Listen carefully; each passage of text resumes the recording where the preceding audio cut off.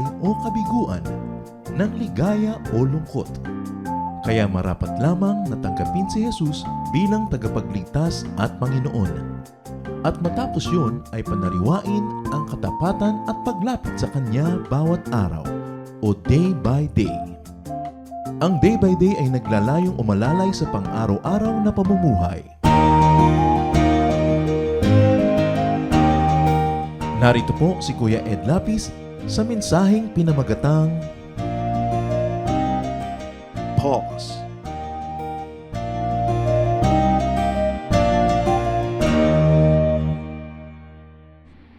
Isang basic rule sa grammar is about the use of punctuation marks, periods, and commas. At sabi, stop at periods and pause at commas. Yung comma, yung kudlit, pagka nakikita natin nakasulat yon, medyo titigil ka. Babagal lang yung pagbasa o kaya ay hihinto ka sandali. A comma is a mark of punctuation that indicates a division in a sentence. Maybe when there is it's usually accompanied by a slight pause. At anong kinalaman niyan sa ating pag-aaral ngayon na pinamagatan nating pause? Tumigil ng bahagya, slow down, or have a very temporary stop. Lord, we ask you to be with us today. Thank you for this day. Thank you for the blessings. Thank you for keeping us safe and our loved ones as well. Salamat po sa pag-iingat nyo, pagtulong sa amin, pagbibigay ng mga kailangan namin. At ngayon, nagpapaturo po kami sa inyo. We want to learn from you, O God. We like to be able to live life the way you want it lived.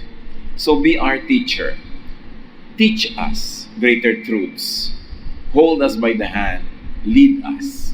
Father, we seek you, asking you to heal our physical, emotional, and spiritual diseases. And more than that, we ask you to help us to transform from a glorious level to another so we can be more and more like your Son, Jesus.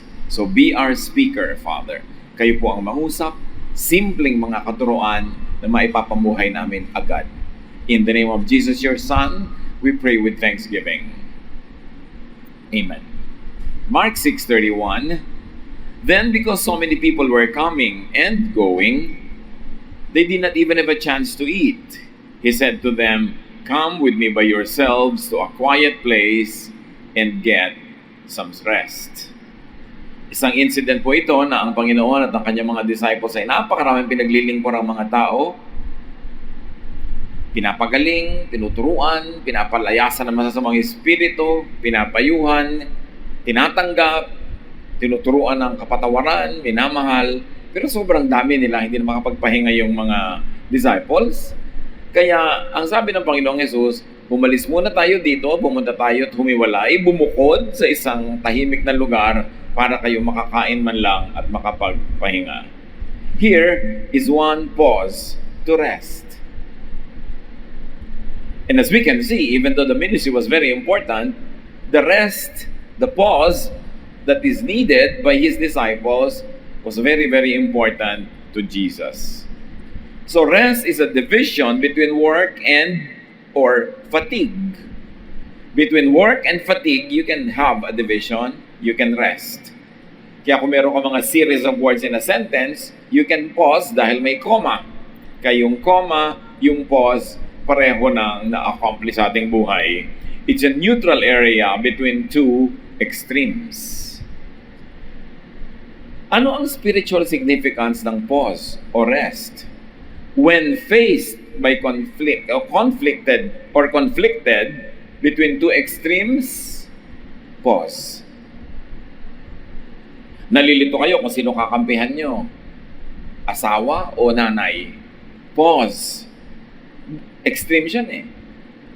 Magre-resign ka ba sa trabaho o patuloy mong tatanggapin yung new responsibility? You don't know what to do? You pause. Papautangin mo ba o hindi mo papautangin tong tao? You are not very sure about what is best to do. You pause. Kailangan ng tao marunong mag-pause. Lalo meron kang dapat paghiwalayin. Paghiwalayin ng tama sa mali. Paghiwalayin yung good from better or better from best. You pause because you don't know what to do. At maraming pagkakamali tayong pwedeng magawa. Marami tayong pwedeng damage na pwedeng pasukin pag hindi tayo marunong mag-pause. Yung arya ng arya, sige ng sige. O kaya, frozen, paralyzed, walang ginagawa. Lumalala ang isang sakit. Ano bang gagawin mo? Magpapagamot o hindi magpapagamot? Tapos wala kang ginagawa. So actually, pinapalala mo ang iyong sakit. Merong isang masamang ginagawa ang empleyado o ang isang anak. Wala kang ginagawa. So lumalala lalo yon, napapasama ang kalagayan. So, to do the extreme, sumigi o tumigil, dapat meron ka sa gitna, pause, para ka makapag-isip-isip. Sa 1 Kings 19:3-8, we see a very classic example of a pause. Elijah was afraid and ran for his life. When he came to Beersheba in Judah, he left his servant there, while he himself went a day's journey into the wilderness. He came to a broom bush, sat down under it, and prayed that he might die. I have had enough, Lord, he said. Take my life. I am no better than my ancestors. Itong si Elijah, tinakot ni Queen Jezebel, lagot ka sa akin, papatayin kita, hahanapin kita at pagdudurug-durugin kita. Kasi maraming galit sa kanya ang queen, who was a very evil woman. So nagtago itong si Elijah, lumayo siya doon sa capital, nagpunta siya sa ilang, at iniwan niya ang kanyang katulong, at pumasok pa siya doon sa gubat, at sa ilalim ng isang puno ay naupo siya, at ang dalangin niya sa Diyos, kunin na siya. Gusto na niyang mamatay. Sabi niya, pagod na po ako. Punong-puno na ako, ayoko na. Total, hindi rin naman ako mas mabuti kaysa sa mga nauna sa akin ng mga kamag-anak ko o mga saling lahi. Sabi niya, I want to die. And you have to want to die, unless you're suffering from a very, very, very terrible pain, is the most unnatural thing for any person to happen, because we were created with life, we were created to live. The natural tendency of people is to want to continue living.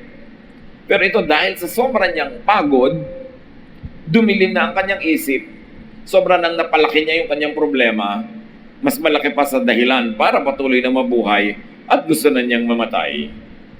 That's one extreme. The other extreme is to continue fighting this evil queen. So, he needed a pause in between. Because of fatigue, Elijah wanted a period. Dapat comma, hindi period. Pero sobra siyang pagod, gusto niya, mamatay na. So, ang choice, fatigue or death. At mas pinipili pa niya, matay. Tama ba yun? At matinubang desisyon yun. Verse 5 and so on. Then he lay down under the bush and fell asleep. All at once an angel touched him and said, "Get up and eat." He looked around, and there by his head was some bread baked over hot coals and a jar of water. He ate and drank and then lay down again. The angel of the Lord came back a second time and touched him and said, "Get up and eat, for the journey is too much for you." So he got up and ate and drank. Strengthened by that food, he traveled 40 days and 40 nights until he reached Horeb, the mountain of God. Sa kanyang kapaguran at sa kanyang pagkakaupo doon sa ilalim ng puno, sa lilim ng puno, nakatulog siya. At ginising siya ng anghel, ang kanyang nagkagisnan ay mainit na tinapay at palayok ng tubig. Kinain niya si tinapay, ininom niya si tubig at natulog uli. At pagkatapos ginising na naman siya ng anghel, ang haba siguro ng tulog, na-digest na yung lahat ng pagkain niya, sabi, kumain ka muna. Masyadong mahirap ang mga pinagagagawa mo nito mga huling araw, so kumain ka at matulog ka uli. So matapos siyang kumain, uminom, natulog uli. Pagkagising,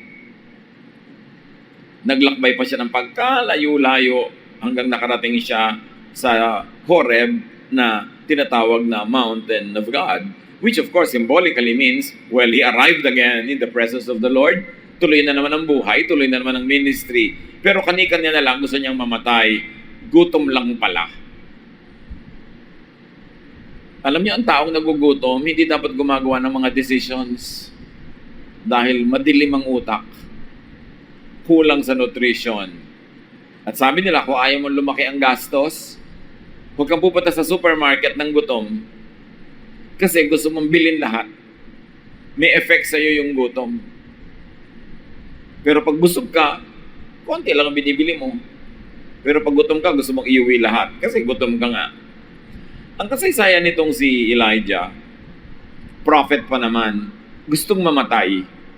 Kinalimutan na niya yung gift ng God na buhay, kinalimutan niya pati ministry niya. Gutom lang pala tsaka sobrang pagod. So what did he need? He needed a pause. Extreme physical and emotional conditions could cloud reason. Kaya mahalaga mga kapatid, may application to agad. Never make a decision under extreme conditions. Halimbawa, sobra kayong takot. It's not a good time to make a decision. Sobra kayong malungkot. Again, clouded ang reason, maaring mali ang gawing decision. Sobra rin kayong masaya. May ang laking inuutang sa inyo, pero ang saya sa inyo, pautang ka agad. Mamaya, nung lumungkot-lungkot ka, naalala mo, napalaki yata yung pinautang ko. No? Kasi walang balance pag extreme ang emotion. When you're too excited, don't make a decision. Kaya yung mga kuminsan, in love na mga magdobyo, sabi, gusto na namin magpakasal, sa in love kami, hindi hingi ng payo, ano pong dapat namin gawin? Well, test yourselves. Lagi mo kayo magkasama? Opo. So, tuwang-tuwa kami magkasama. Meron na ba kayong test of absence? Ano po yun? Huwag muna kayo magkita ng 3 buwan, 4 na buwan. Kung ano man yun. Tingnan nyo how you will survive. Kasi meron kayong test of presence, pasado. Yung test of absence. Kaya nyo ba magmahalan?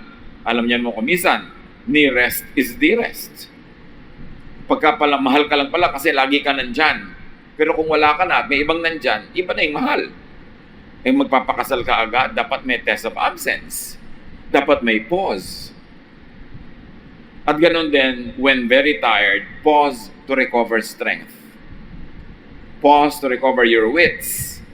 Kailangan ng tao matauhan. Kaya sa mga kwentong ito na nakita natin, mahalaga yung pause. Hindi total stop, hindi total go, yung gitna. At sa buhay natin, dapat alam natin kung kailan mag-pause. Meron kang nagustuhang isang business proposal. Gusto mo nang pumirma ng contract, pause. Mag-isip ka ng konti, hanggang bukas man lang. Baka iba lang ang body chemistry mo. Hindi ka pa nakapag-isip, baka nabulag ka ng isang advantage.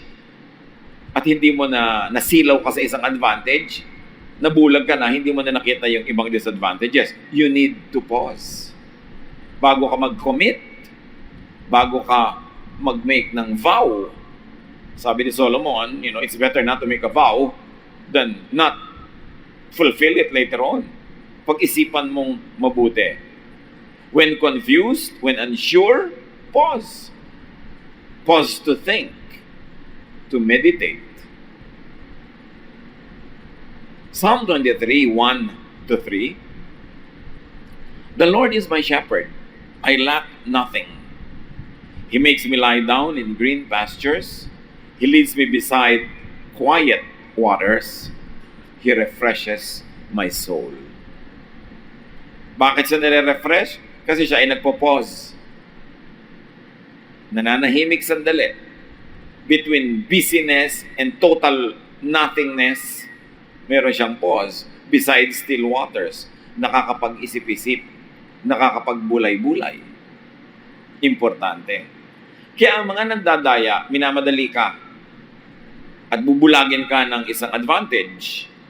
Halimbawa, pag nag-sign up ka dito sa credit card na ito ngayon, meron kang libreng pakpak ng manok sa isang restaurant sa Bohol. Nasakim ka naman, nabulag ka ng pakpak ng manok, sign up ka na. Hindi mo alam na ang laki pala nung fee noon o whatever. Laging may pambulag. Kaya pag tayo nai-interest, nakakagusto sa isang bagay, you need to pause.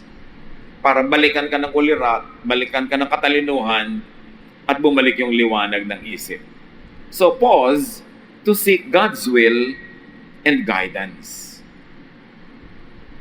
Ang Panginoon walang minamadali. Konting-konti lang sa Bible yung minadali. Halimbawa, sila Lot, dahil gugunawin yung syudad ng Sodom, minamadali silang umalis. Natural kasi may oras eh. Pero otherwise, the Lord likes you to take your time. Not too slow, not a period, a pause. Psalm 37:23, if you do what the Lord wants, He will make certain each step you take is sure. But how will you know what the Lord wants? Kailangan hindi ka magmadali at kailangan man hindi ka man maging frozen and paralyzed. You need to pause. So pause. Huwag laging period. Alam nyo, napakalaking pagkakamali may period. Boyfriend mo, late sa usapan nyo, pipiryodan mo na. Hindi na tayo magkikita kahit kailan. Period. May nagawang mali ang isang anak. Hindi ka na pwede magkamali uli. Sa susunod, itatakwil na kita. May period. Sabi ng matatanda, huwag magsasalita ng tapos. Kung hindi ka sure, lalo't galit na galit ka pala, huwag ka pa rin maglagay ng period. Huwag mong pagsarahan ng sino man na last na yan, final na yan, maghiwalay na tayo. Pause. Huwag laging gumawa ng final decision. Huwag laging magsalita ng tapos, especially when tired or emotional. Maraming pinagsisihan yung ganyan. Nagsalita ng tapos, nagalit, nanumpa. Nung humupa na yung feelings, nagsisisi. Kasi pag naiba ang body chemistry mo, may iba din takbo ng utak mo. So why make a decision and why put a period on anything when you are emotionally imbalanced? Kaya sabi sa Ecclesiastes 7:18, whoever fears God will avoid all extremes. Pag may takot ka sa Diyos, ibig sabihin, wise ka, marunong ka, iiwasan mo yung mga sagad na bagay. Sagad na galit, sagad na tuwa, sagad na commitment. Laging nasa gitna-gitna ka lang para hindi ka mapasubo. At napakahalaga din to learn to pause, wag laging exclamation mark. Yung iba period, tapos na. Yung iba naman laging exclamation mark.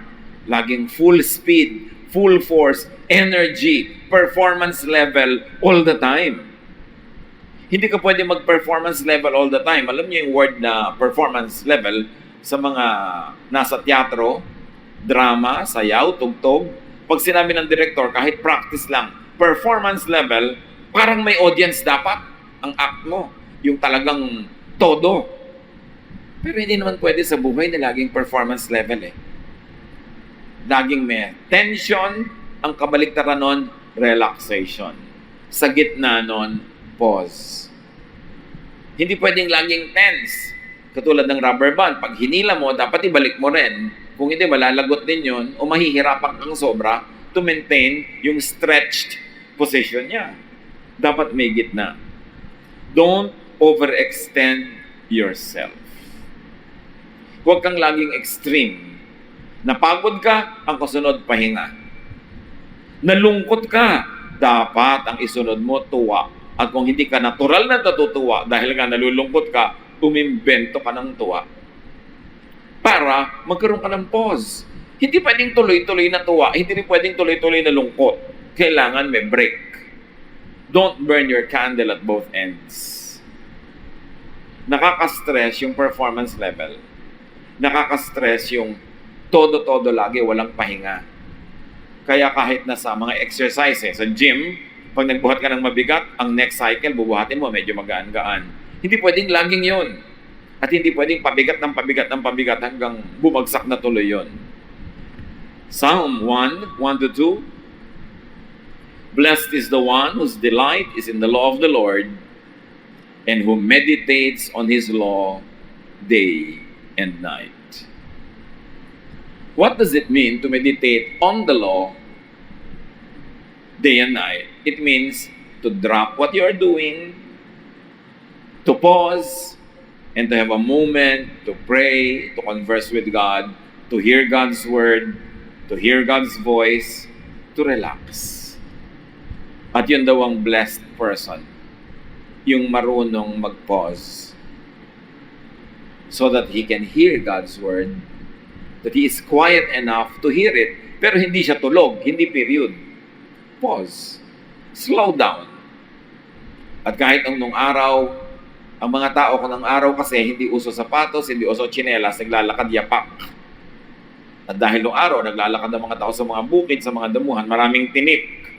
Kaya merong naging kasabihan, ang naglalakad ng marahan, kung matinik ay mababaw.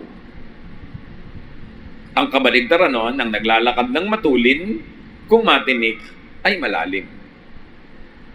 Madali naman sigurong i-apply sa buhay yan. Sa negosyo, maingat ka sa pamumuhunan, maingat ka sa pangunguhan ng mga partner, malugi ka man, hindi masyadong malaki. Matinik, mababaw. Pero yung todo-todo, extreme, pag yan ang nalugi, bagsak talaga. Ganyan din yung pag-ibig. Pag sobra-sobra kang umiibig, pagka nabigo ka, hinahanap mo talaga si Crispin at Basilio. At kung walang breakwater, babae ka lang pero walang breakwater. Pero kung meron, nando ka sa breakwater, nagtitirintas. Kasi sobra ka nagmahal.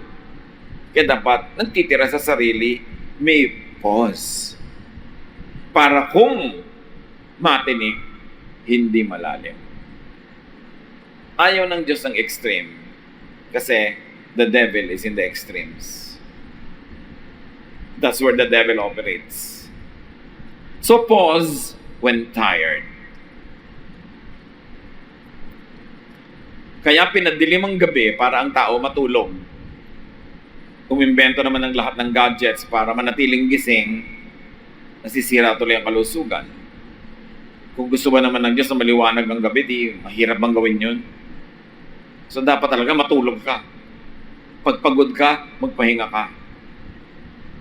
When confused and unsure, pause. Dito, hindi po ako sure sa gagawin ko. So ano pong gagawin ko? Hindi ka pala sure, di wala kang gagawin. Manahimik ka. Pause.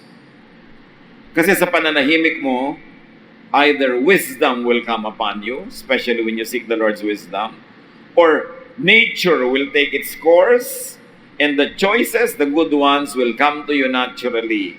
Meanwhile, habang wala ka pang good choice, you don't have to make a choice. Pause.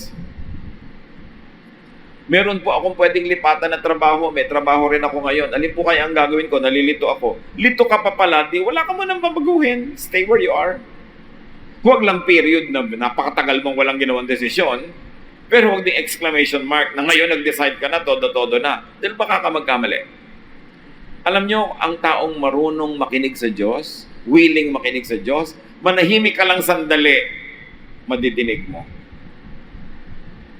Yung sandali na yun, kumisan ilang araw, kumisan ilang linggo, meron inaabot pa nga ng buwan, meron taon, lalo yung namimili na magiging life partner. Kailangan Mr. Right, hindi Mr. Right now. Yung wala na po talaga ako mapagpilian, ito na lang, pakakasalan ko na kaya. Wala ka palang mapagpilian, ba't mo pipiliin yan? Dahil lang wala ka na mapagpilian, hindi ka sure, wag mong gawin. Pause.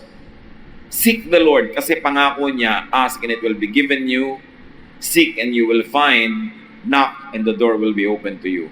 Bigyan mo lang siya ng space to speak to you. Pause when the time is inauspicious. Pag wala sa panahon ang gagawin mo, pause. Halimbawa, barko, aalis ka sa pier, pero masama ang panahon. Hindi panahon yung para umalis. Pause.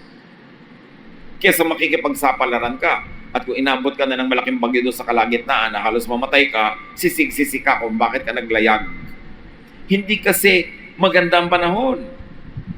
At merong mga ganon na desisyon. Ano man yon? Emotional decision, professional decision, even spiritual decision. When the time is inauspicious, don't make a move. Pause. Wait. Better pause in a gray area than proceed to a black hole. And remember this, let others pause as well. Huwag niyong madaliin ang hindi pa handang magpasya. Huwag niyong lituhin yung nalilito na para magpasya siya ng bagay sa inyong interest kahit hindi bagay sa kanyang sariling interest. Let others pause. Let others rest. So kung sa palagay mo, bungangera ka, pagpahingahin mo naman ang tenga ng sino mang binubungangaan mo. Kailangan din siya mag-pause. Kailangan din siya magpahinga. Kung ikaw hingi ng hingi, lagi kang umaasa, pabigat, mag-pause naman yung hinihingan mo, tumigil ka naman, magpahinga ka rin para makapagpahinga siya. Hindi lang para sa atin yung pause na yan. It is kind, it is good to gift people with commas and pauses. To give them pauses in terms of time and space. Let's not always invade people's space or time. Kailangan makapahinga din sila. Ang taong rested, nagdadalangin, nagbubulay-bulay, malayo sa pagkakamali. Malayo sa panlilinlang ng kaaway at malapit sa kalooban ng Diyos. Kaya ang pahinga, isa sa mga pinakamahalagang turo ng Diyos, to the point that even a day of rest was commanded by God. It is a pause. But again, yung iba naman extreme. 7 days talaga a week rested. Period yun, hindi yun pause. At yung iba naman, dapat day off na, kumukuha pa ng ibang trabaho sa kagustuhang dumami yung pera. Pero yes, may kinikita ka, pero may ibinabayad ka in terms of health. Sometimes in terms also of emotional health. Pag pinagpo-pause, kailangan mag-pause. God is our designer. God is our maker. Alam niya ang ating limits. Don't perform beyond limits. Kahit mga tulay, makikita mo 10, tapos may bilog, 10 tons yun. Yun lang ang bigat na kaya niyang buhatin. Pag 20 tons yung truck na dadaan, guguho yun, malalaglag ka. You've got to let the bridge function according to design. At ang human emotion, ang human mind, ang human body, may limits. Know when to pause. Walang aksidente sa Diyos. Laging may purpose. You are hearing this now because you must. And if you don't know that you must hear it, then think that you must hear this. Because God is speaking to all of us so we can make correct pauses. Or we can give people around us that much needed time and space to pause. Ano ang mensahe sa inyo ng Diyos? Ano ang desisyong hindi dapat gawin kasi hindi ka handa? Anong bagay ang hindi dapat gawin ngayon kasi hindi ngayon ang magandang panahon? Learn how to pause. Dear God, we ask you to make this message practical in our lives. Saang area po kami nakastop na dapat actually ay mag-move? Saan naman hindi kami tumitigil na dapat mag-stop? Teach us to pause in between so we can think, we can reflect, and we can hear your voice. Pagbulay-bulayan natin mga kapatid, ang kahulugan nito sa ating mga personal na buhay in some moments of silence, and may the Lord guide us into very practical areas of our lives.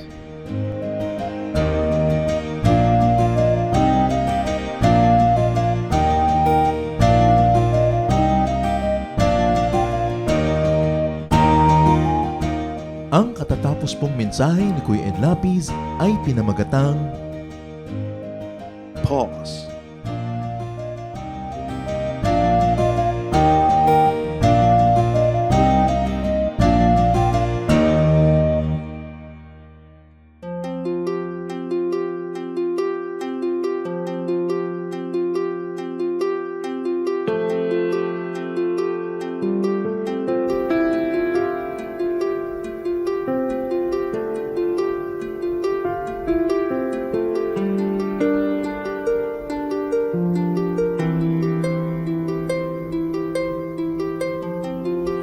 Panginoon, ang sabi niyo sa akin, lumapit lang sa inyo. Ibig ko'y diringgin, pasanin ay aalisin, Lahat ng kabigatan ng isip at katawan, ilalagak ko na sa inyong kanlungan. Nais kong madama haplos ng iyong kamay,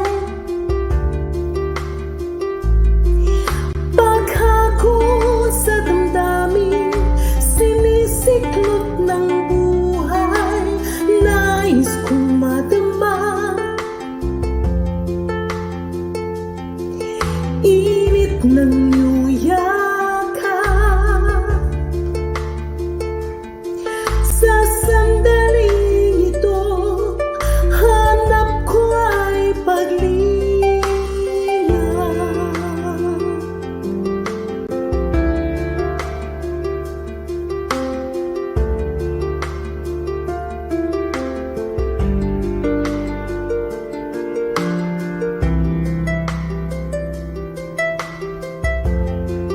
Panginoon, tinatanggap ko po ang inyong paanyaya. Dito sa piling niyo, nais kong magpahinga. Ang pagod kong puso naghahanap ng ligaya. Lapatan mo ng lunas, bigyan ng pag-asa. Nais kong madama haplos ng iyong kamay,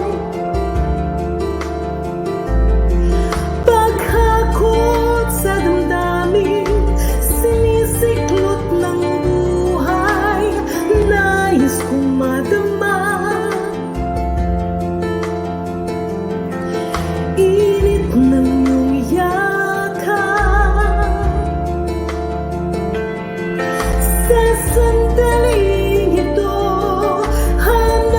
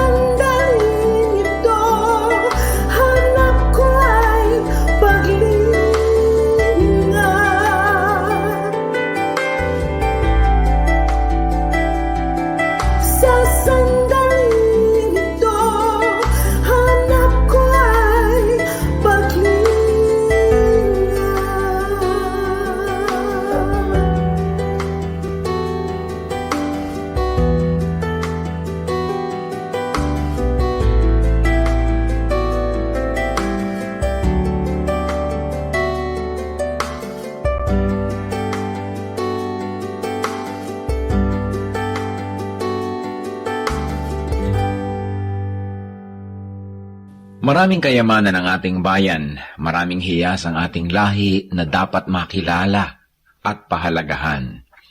Kadalasan meron po tayong parang mababang pagtingin sa ating sarili, sa ating mga ninuno, sa ating mga katutubo, at ito marahil ay dahil lamang sa kulang tayo sa impormasyon o kaalaman, kulang tayo sa pagkilala, kaya hindi natin nakasanayan at kung minsan hindi tayo nagagandahan. Maraming kayamanan ang lahing Pilipino. Dapat na makilala, dapat itanyag, at dapat lang na magamit sa pagsamba sa ating Panginoon tulad din ng lahat ng mga larangan ng mga artes ng ating bayan. Isa na dito, na kayamanan ng bayan ang ulalim. Ang ulalim ay isang epikong paawit ng mga Kalinga. Anang kanodul lalame susu kanang tatong si anan ki mga nakuha nakampot ko. Ang ulalim ay isang mahabang awit o epiko na nagsasalaysay ng mga pakikipagsapalaran ni Banna, ang bayani ng epiko, at ang kanyang panliligaw kay Laggunawa. Ito ay maririnig sa gabi, sa mga masasayang pagtitipon tulad ng budong o kaya sa mga tahanan bilang pang-aliw at pagkwento sa mga bata ng kasaysayan ng lahi. Nan isumin ginaka awet kad nang ngayon nyo kanda. Ang ulalim ay binubuo ng mararaming kabanata na naglalahad ng katapangan, katalinuhan, kagitingan at kakisigan ng bayani. Ang ulalim ay tulad lamang ng maraming mga epiko ng Pilipinas.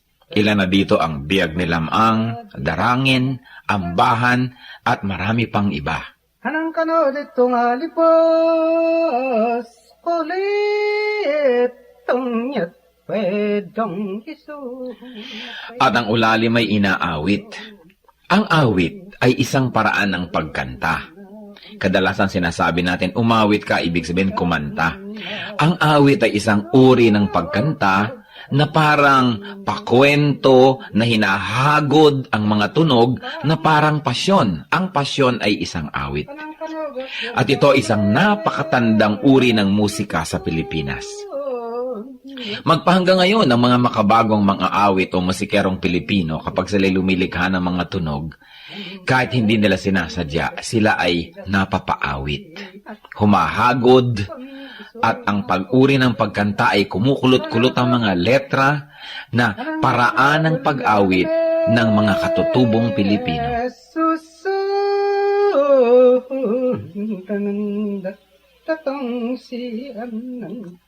Kilalanin po natin ang mga awit, ang mga epiko ng ating bayan. Hindi tayo salat sa mayamang kultura. Kulang lang tayo sa pag-aaral at kulang lang tayo sa pagkilala. Kung mahal natin ang Diyos ay dapat mahalin ang bayan na ibinigay sa atin. At ang bayang yan ay ang Pilipinas at ang kulturo ng Pilipinas ay dapat kilalanin, itanyag, mahalin, gamitin sa pagsamba. Ulalim, epiko, hiyas ng lahi, kayamanan ng bayan. Isumin ginaka awet kad nang ngayon nyo kanda.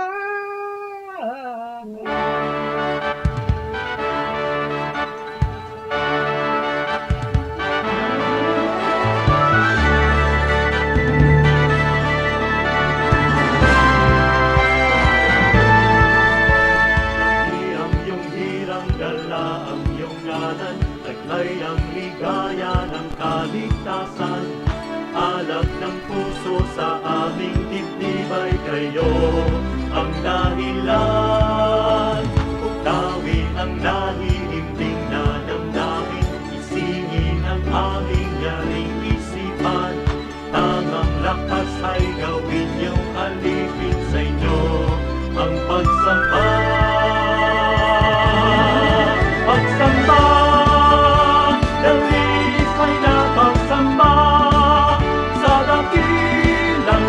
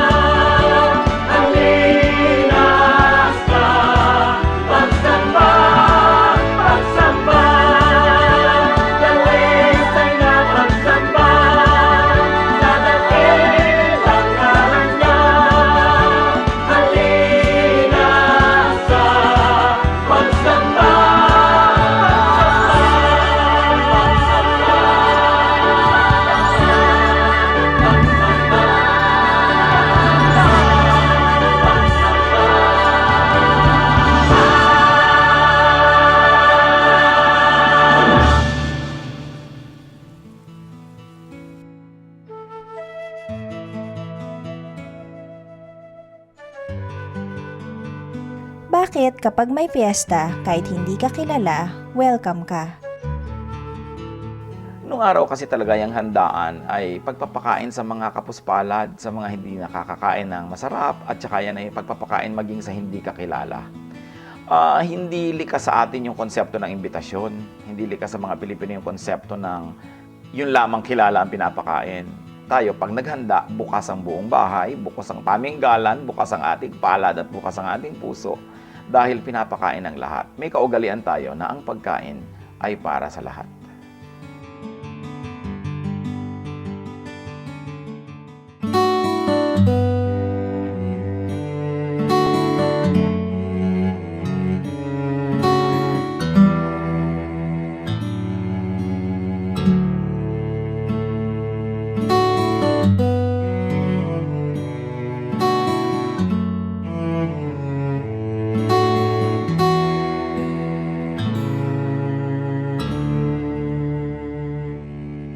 Aking damdamin, di mapalagi at ang isipan ay laging ligaw, di mawawari ang buhay palagi kahit itama ay hindi sapat.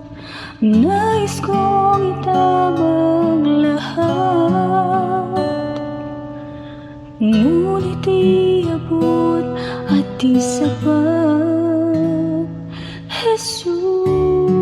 Jesus, kailangan kita. Jesus, hindi mangangamba. Jesus, pag-ibig niyo'y iba di mapapantayan kahit na sinuman. Jesus, kailangan kita. Jesus, sa'yo'y hindi mangangamba. Jesus, sa piling niyo ako'y laging may pag-asa.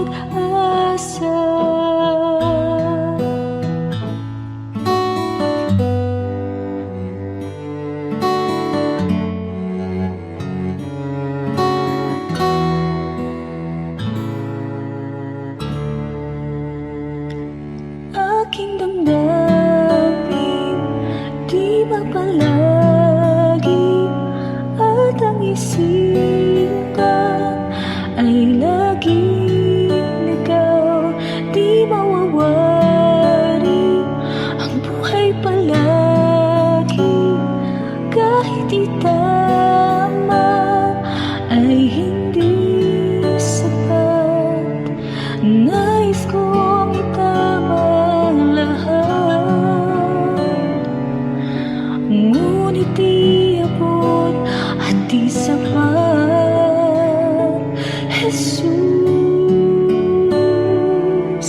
kailangan kita. Jesus, hindi mangangamba. Jesus,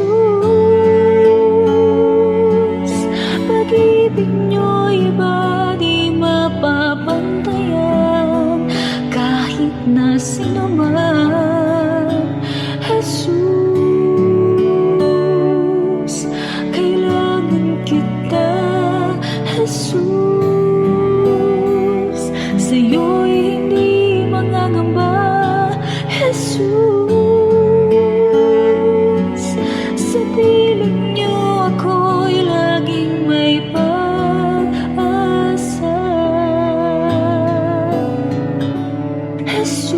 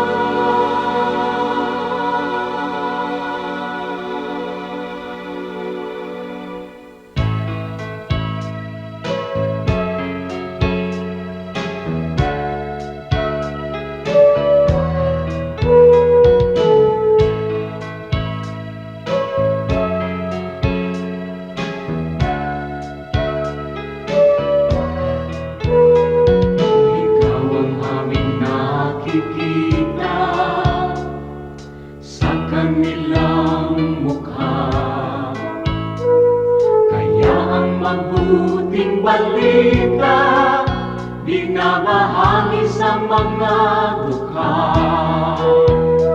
Ngunit paano nilang masisilayan ang habag at pag-ibig mo kung hindi mapatutunayan sa aming patotoo? Kaya kung paano mo kami kinalingan, kung paano mo kami minahal, sa aming buhay nawa ay magbunga ng pagtitiyaga at pagpapagal sa aming kilos, salita at damdamin. Maranasan nilang totoo ang kabutihang natutunan natin na nagmumula sa'yo.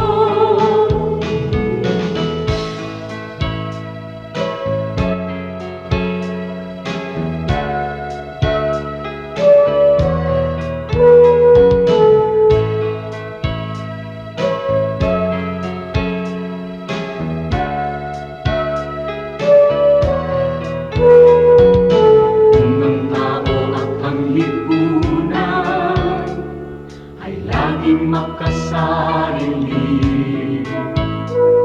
sa'yo ang bagong panuntunan, ang maglingkod at magsilbi.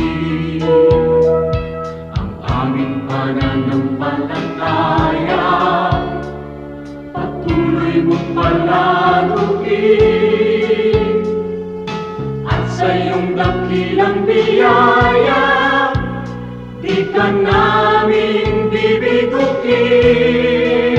Kaya kung paano mo kami kinalingan, kung paano mo kami minahal, sa aming buhay nawa ay magbunga ng pagtitiyaga at pagpapagal sa aming kilos, salita at damdamin. Maranasan nilang totoo ang kabutihang natutunan namin na nagmumula sa'yo. Ang kabutihang natutunan namin na nagmumula sa'yo.